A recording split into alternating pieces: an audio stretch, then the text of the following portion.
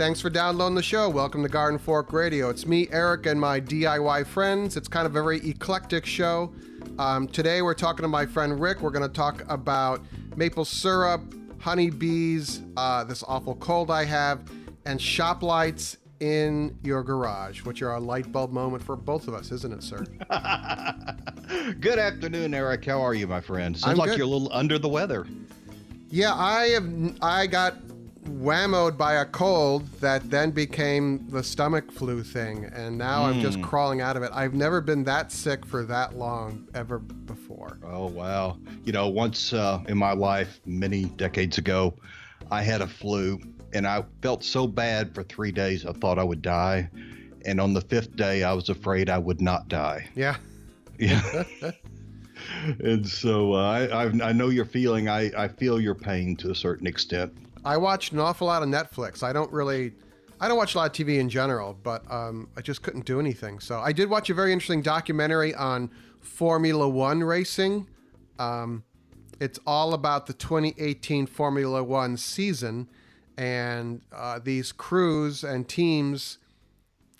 It was pretty fascinating. It's very much the social dynamics between the teams and the drivers and the managers, and it was very interesting. I never knew much about Formula One racing before. I found it was 10 shows.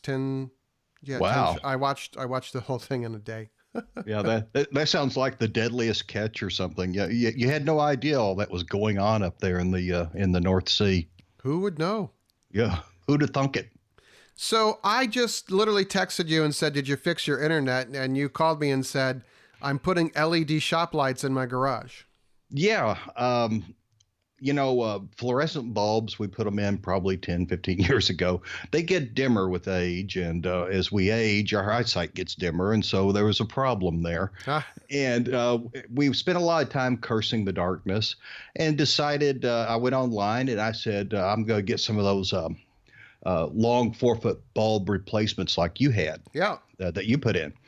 But then I saw these screw mount LED lights, and they're panels of 3. There are 3 panels that are adjustable. You can point them where you want, and you just screw them up into the socket, and they put out like 80 watts of light, 80 watt equivalent. 80 watt equivalent, and the lumens are just outrageous. And 2 of these things just flood the garage, and they each panel, there are 3 panels in kind of a cloverleaf shape, are adjustable, so you can kind of point them a little bit, which is good. But they also are made of aluminum that's honeycombed to dissipate the heat. These are the same kind of LEDs you'd find in headlights on cars or in projectors, and so they do turn out quite a bit of heat. Interesting. I put LED shop lights as part of my decluttering my garage, first video in a series of them I'm doing. And it was quite amazing just to put these shop lights. And they literally, I just, I had regular incandescent bulb Edison bulbs in the garage on a wall switch. And I took one of those, it's a simple screw Edison bulb adapter. You screw it in and it makes it into a electrical socket instead of a light socket. It's this little round thing. It's cost $1. So I just daisy chained a couple LED shop lights into each of those, and it was night and day. It was so much brighter, and all of a sudden you're like, oh, look at all that dirt in the corner, Yeah, and you can find stuff, and you can read directions, and it's just having good light is just so important in a shop. And this one, I've over time, all my bits and bobs, the washers and the nuts and the screws and whatnot, all ended up in my my rolling tool cart. It's one of those Craftsman things. And so I spent 3 days just emptying out every drawer, sorting every little doodad into its own little cup, putting the cups up on a shelf somewhere, so that I actually they were little plastic feta cheese containers, but just separating that stuff out and getting them away from my tools. And so every time you stick your hand into the tool drawer, you don't, draw back a bloody stump because you left something sharp in there. And it makes just a world of difference spending time to get organized at least once a season.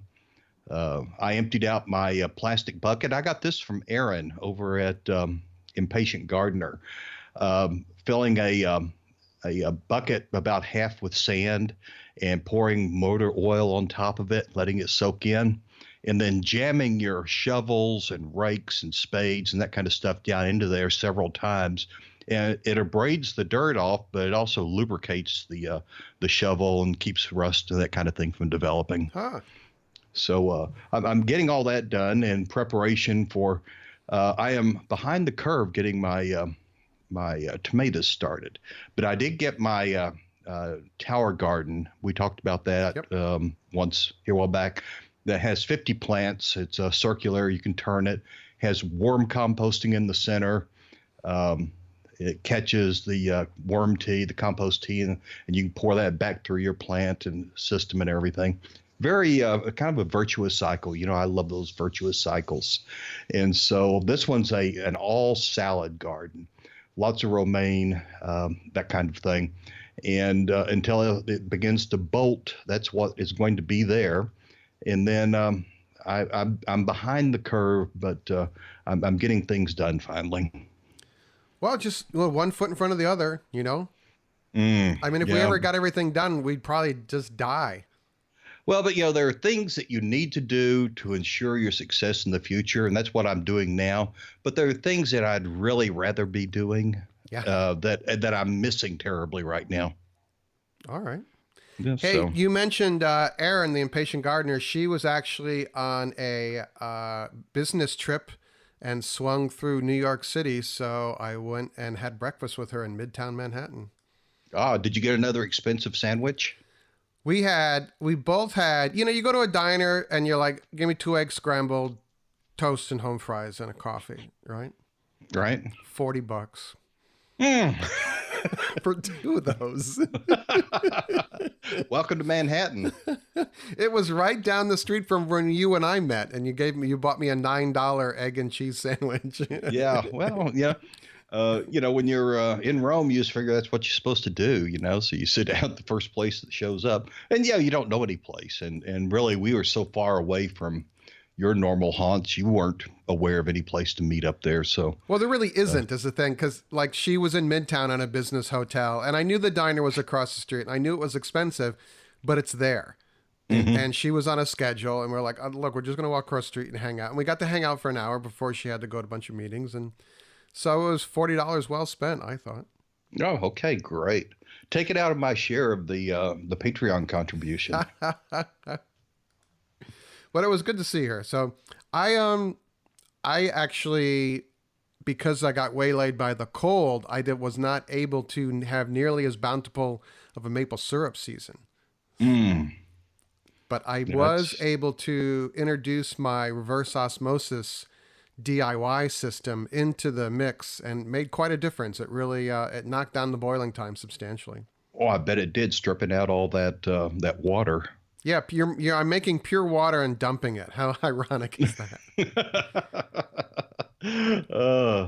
Well, at least if things go terribly, you can always find a way to survive on your water out there in the up in Connecticut. I actually have a spring in my backyard, and I also have the dug well, and I could just hook up a solar panel to my reverse osmosis system, and I could be all right then. Yeah, no kidding. You talked a week or two ago with Will, and he gave some really good advice on hanging the rolling sliding doors for indoor things, barn doors. Like a rolling barn door for your bedroom or something. And I wanted to thank him publicly for that. He actually texted me and said, listen, you need to talk about it. Give me a call.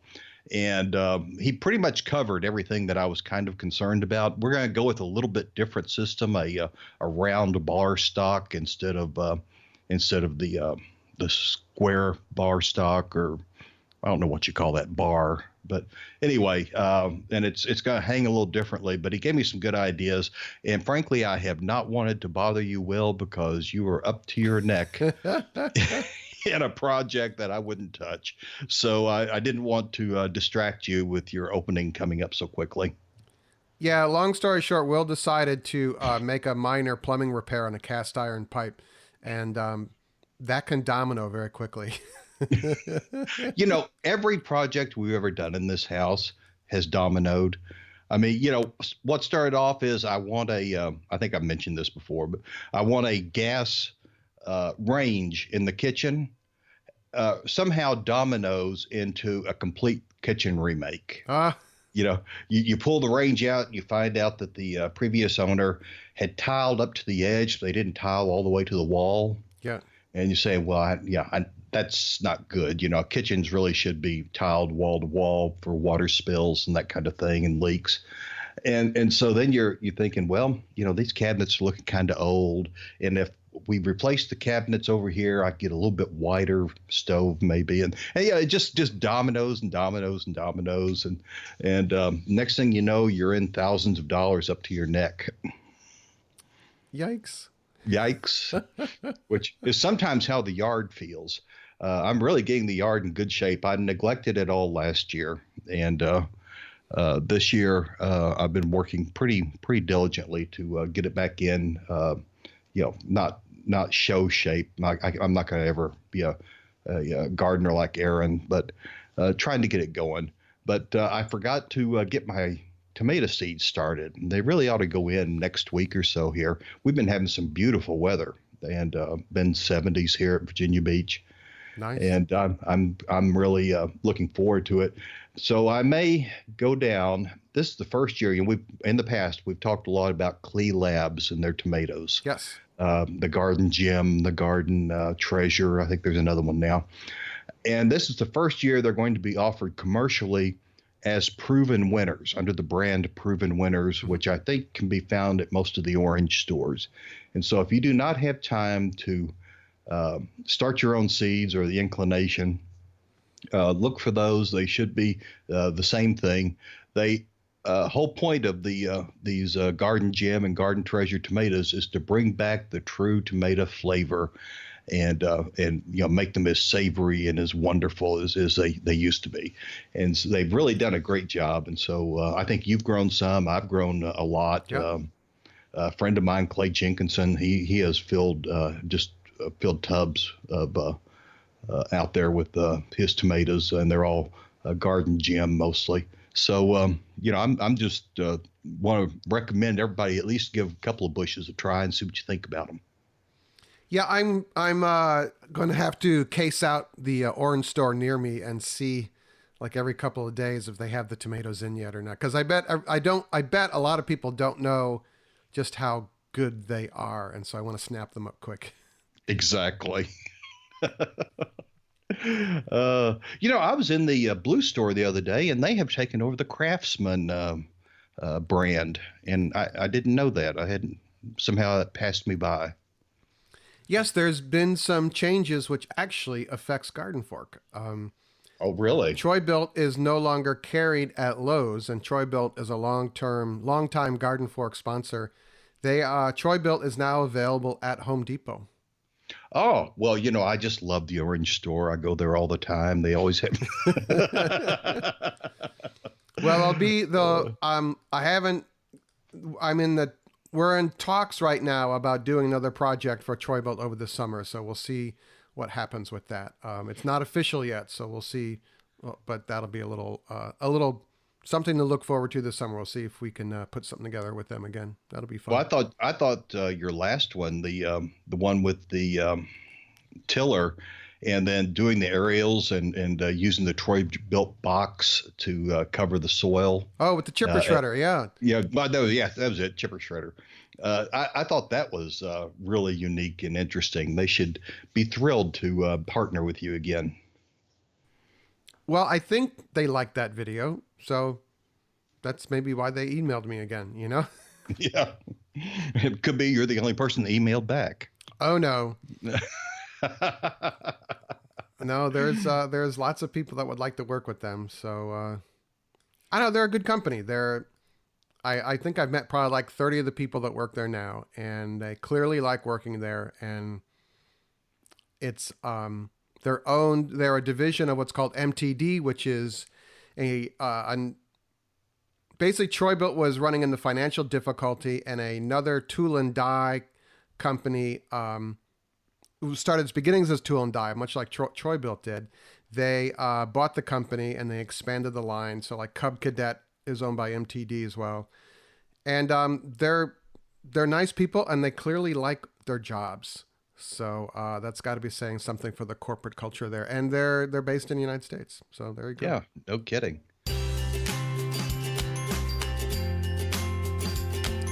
Do you shop on Amazon? I shop locally and also on Amazon and other online stores. If I need something very specific, like seat covers for the new used car we just bought, I will go online and sometimes use Amazon.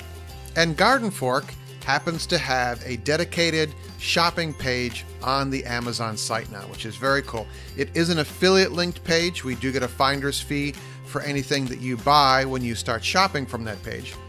But I list there interesting items that I think are worthy of the Garden Fork DIY person.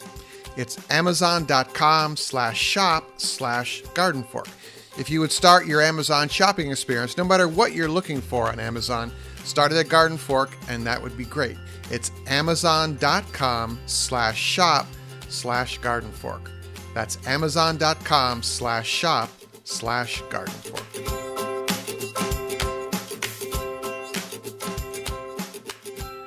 You know, I'm looking forward. Had trouble getting my old lawnmower to fire up, and ended up with a new carburetor, new spark plug. You know, I even changed the oil this year just as a treat for the lawnmower. Oh, how nice of you. Yeah, but I began looking at, and yeah, I find some rust on the deck and whatnot, and going, well, it's, time's coming, and more and more when I go through the stores, I'm seeing rechargeable battery lawnmowers, and I'm keeping an eye on those.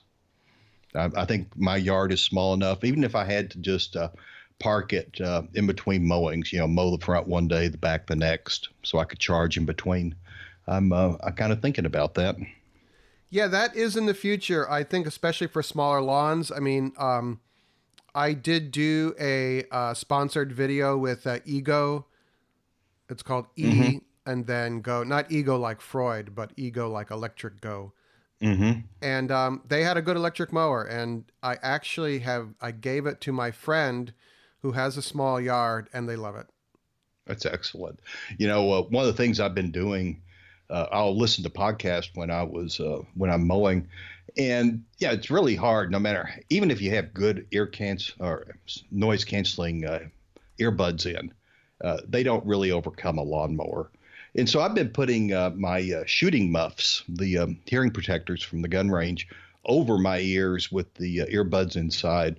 And it's like owning a $300 or $400 pair of noise canceling ear muffs. It's wonderful. Who would have thought?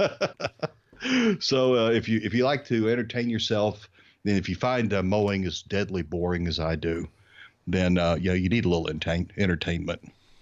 If you want to get some cool information about fixing your small engines, be them snowblowers or lawnmowers or chainsaws, there's two really good YouTube channels. One is DonyBoy, DonyBoy, I think 73, but just type in DonyBoy and he'll come up. And then Steve's Small Engine Saloon.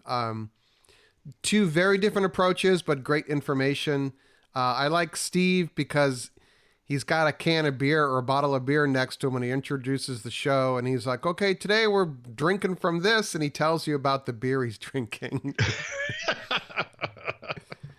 And it's not like he's getting tanked while fixing the lawnmower or whatever, but it just works. It works very well for him. And you would never think this guy was like, I'm going to start a YouTube channel, but he did.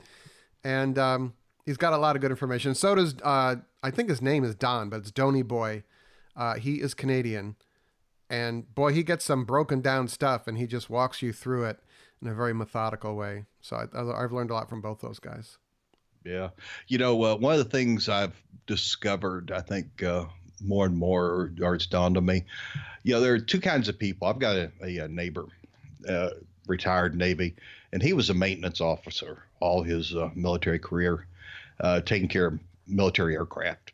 And there is and I'm more of a creator kind of person.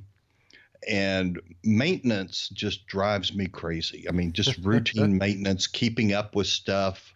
And he is out there constantly, with his little paintbrush, his chipper paintbrush, never had paint on it, right. Dusting on the inside of his truck and under the hood. I said, they're just two different kinds of people. And makes them happy. Yeah, but he is really, he stays on top of maintenance like you wouldn't believe. Yeah, there's something to be said for that. My car isn't the dirtiest thing in the world, but it doesn't help that there's like Labradors and beehives in it and stuff, How's the bee business going this year? I lost my 2 hives late last fall. They were kind of on the weak side anyway, and then there was a bad robbing incident where the Yellowjackets got wind of the sugar syrup I had on top of the feeders, and I saw it. I got up there and I saw it going on, and I tried to shut it down, but they pretty much ripped apart the hives. So I did get 2 new packages, and we put them in this weekend. So fingers crossed. They're packages from they're from California. I can't remember the net. Something Banks apiaries, and I've got Carnolian queens. So, have you heard about the new queens? Ashkenazis, Ashkatraz queens, yeah. Or the ankle biters? No, they're just called Saskatraz or Saskatraz queens. There's one that somebody told me about, my mentor, and she couldn't remember the name of the bee, but they kind of informally called them ankle biters, and they've been bred, or they have the trait of grabbing varroa mites and snipping the legs off. Yeah, I've heard so many things, and I believe it when I see it. I just I just know that I have to treat you got to treat your hives twice a year for mites. So, yeah. That's what at this point, that's what I do. And they're alive, but this year, the Yellowjackets were a huge problem, to the point that I actually going to make some homemade Yellowjacket traps this week, because if I can, I want to trap the Yellowjacket queens are flying around right now looking for nests. And so if I could catch them before they start nesting, I will eliminate some nests near my hives, and that would be a great help. Yeah. For those that are not beekeepers or Yellowjacket breeders, Yellowjackets were the original, actually, and bees genetically spun off from them and became Yellowjackets actually are carnivores. They're meat eaters. Yes. And bees are the herbivores. They're essentially the hippies of the insect world, but they spun off from the same line. But one of the interesting things about Yellowjackets, or about bees, is when they sting you, they only sting you once. They pull the stinger out, and it pulls part of their guts out, and they dry out, and so they die. Yellowjackets can sting you multiple times. Yes. And I think that's totally unfair. Yeah, I've been on the receiving end of that. So yes, yeah. Not fun. Remember, once when I was a little boy, I was crawling into a bush chasing a horny toad, a little horned toad down in Texas, and stuck my face right into a Yellowjacket nest, and it was quite unpleasant. Hey, let's not do that. Let's not do that again, that's for sure. By the way, I was going through iTunes, and here goes my voice because of the cold. There are we are ranking fairly high in the DIY section of the podcast listings on iTunes. So I thought that was pretty cool. That's great. So, and there's so many of them now. Yeah, it's like pigeons, There's so many of everything right now on YouTube or iTunes or anything. The YouTube shows just are phenomenally expanding. I've read somewhere, I forget what the exponential amount, but just thousands and thousands every month, new ones starting. So we appreciate you listening to this one. And then, of course, even more people will start now because I'm making a video now about how I make a podcast. Oh, wow. Is it going to be an online course or just one video? It's just, I don't know, it might be more than one video, but people have asked, how do you make a podcast? I was like, well, I guess I'll just make a video about how I make a podcast. And there are different ways to do it, but this is how I do it. So that's what prompted this whole phone call. A lot of people actually script their podcast very closely. Yeah. And I cannot do that. I might be able to go with an outline.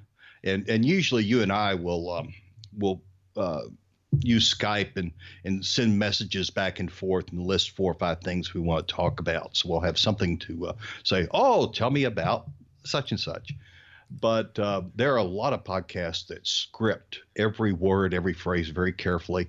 And even the interplay between if they're a guest and a host, if they're a regular thing. And it sounds really smooth. And if you can pull it off, that's great. But boy, what an enormous amount of work. Yeah, I listen to some of those, and it just, if they try and do the banter thing, it doesn't work. And I'm like, this is just contrived, you know? So, Jim, how was your vacation? Yeah. Where did you go? Yeah. Yikes. But, I can't read aloud anyway, not convincingly. So if I have to read something and convey it, I memorize it and then do it from memory, and it kind of works out. All right. Well, one of my points of the podcast video is that your podcast should not be too long. And here we've been at almost 30 minutes. Yeah. I got you out of your garage. Right. Are you hydrated now and cooled off? I'm cooled off. We've had maybe about 2 inches of rain the last 24 hours, and it's 80 degrees outside, and in the garage, it is just unbearably hot. And I was drenched, and so you probably saved me from heat stroke or something. Or finishing your project. Or finishing my project. She who must be obeyed left a little while ago to go to something, and she kind of expects me to be finished in the garage. And it's more than just putting the lights up. We're doing a general rewiring, relocating plugs, trying to make the garage after we lived here 14 years. We're trying to make it usable. So, just one of those projects needs to be done now and then. A big plus. Yeah. All right, well, cool.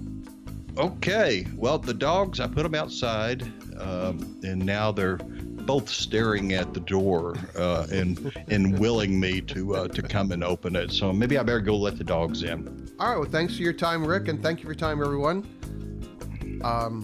I'm drawing a blank what we say next, so that's the end of the show. Talk to you later, my friend. We'll see you. All right, Bye-bye. see you, everyone.